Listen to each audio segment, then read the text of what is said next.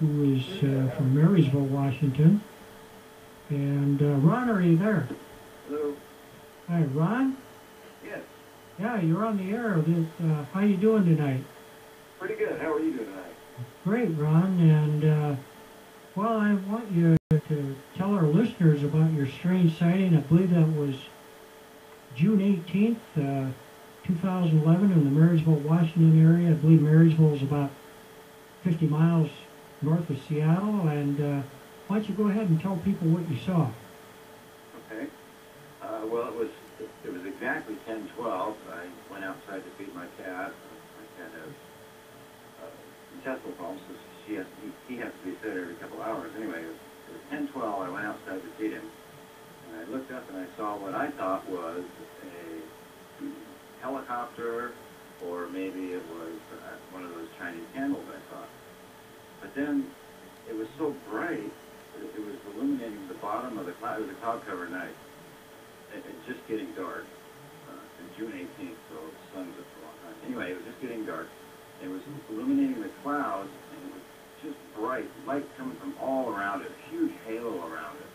And it was flowing from a red to a yellow and back and forth. Not really switching, but just flowing. And then right below that, another one came on, and it stayed the bright yellow. It was so bright, it had a huge halo around it. And then to the right of that, another one popped up. And they came towards me. They got about 150 feet from me and stopped. And mind you, they're probably 200 to 300 feet off the ground now. And they're just so bright, light coming from all directions of them. And they're just hovering there. I didn't know what to do. I'm calling for the neighbors and yelling for anybody around. Nobody's around. I ran back in the house, grabbed my binoculars, and ran back out, which was just maybe 12 feet in the house.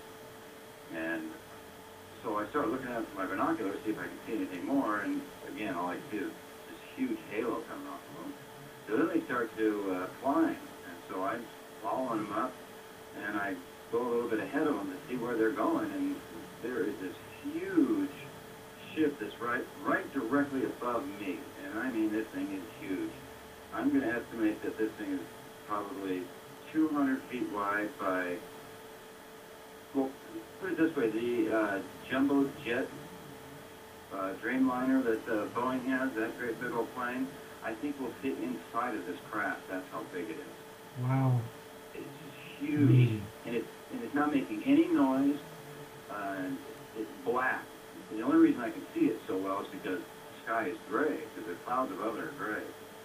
And so these lights go up to it, and they all go to this one spot in the back and the bottom of this, what I'm going to call a mothership. And they either go into it or they attach to the bottom, and they all shut off at exactly the same time. And mind you, while these orbs are going up to it, they're illuminating it in this bright yellowish light, and I'm just spellbound. And again, I'm yelling for my neighbors, anybody around, because it's a Saturday night, but again, nobody was around, and like I said, they shut off all at the same time, and then this huge object just hovered for probably 10 or 15 seconds, and then slowly went to the southeast, and after it moved for probably 10 or 15 seconds, it just disappeared. It didn't take off. There was no trail or vapor trail or anything. It just literally disappeared from sight. Less than a blink of an eye, it was gone. Yeah, that's amazing, you know, and I was telling our listeners, Ron, before you came on, that I think a lot of these UFO, or most of them, are higher dimensional, other dimensional or parallel universe type phenomena. And from what you just said, I mean, it just disappeared. I mean, you know, Yes, I mean, normal aircraft don't do that, that's for sure. No. And I kind of agree with you, because how else could it have? You can't just, if it would have took off at the speed of light, it would have been a vapor trail or something. So I agree with you. They flipped the switch or something and was instantly gone. Right. Well, you know, with Ron's case, I was captivated by his report, and again, I asked for data for this particular case from the FAA radar data. Now, where Ron's sighting was is quite a ways away from a radar antenna, about 50 nautical miles. Fort Lawton, Washington is the closest antenna. And that, ironically enough, that antenna did pick up some radar blips at 10:11 p.m. right near the area where Ron had his sighting. Now, that Ron mentioned it was a cloudy night. Well, the cloud ceiling was really low, about 400 feet, which means it it was higher than that. I think was it higher than that? Yes. I'm high guessing about 800 feet. 800. Okay.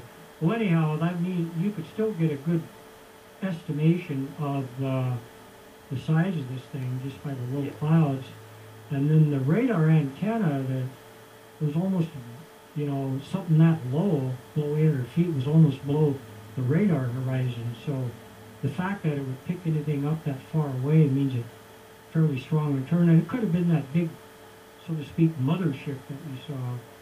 And I have this particular report, Ron's report, written up on my site. And if you go to sighting reports and then go to 2011 and page down to June 18th, and then you can click on there and you could look at some maps and some nice sketches that Ron provided, and plus a recording of the interview, his original report. So I encourage listeners to look at that particular report. Is there anything else you'd like to add, Ron? Well, yeah, I kind of think that those orbs I think they were scanning us. I really do, because two of them just switched on prior to coming to a stop there. It really appeared to me like they were scanning the area, stopped, and then their return ship, mothership, showed up and went up and, like we have robots that go out and inspect things. I think that's probably what they were doing, scanning us for some reason. And by the way, your second return on that one was exactly at 10:15. Right. Which is exactly the time that I looked in my front door and saw the time on my TV cable box, and that shows that 10:15 hit is exactly over my house. I mean, right exactly there. Yeah,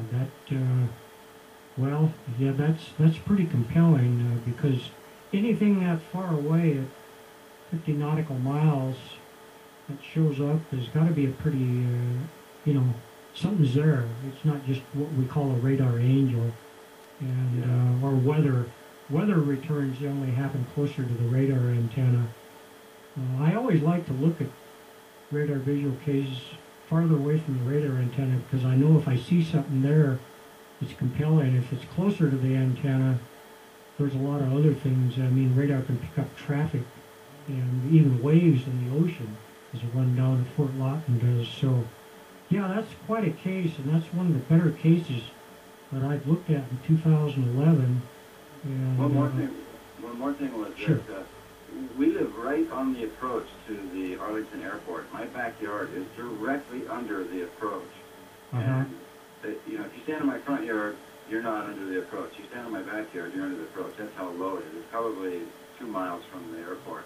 So they're coming in at about 300 or 400 feet, 800 feet maximum right at that time.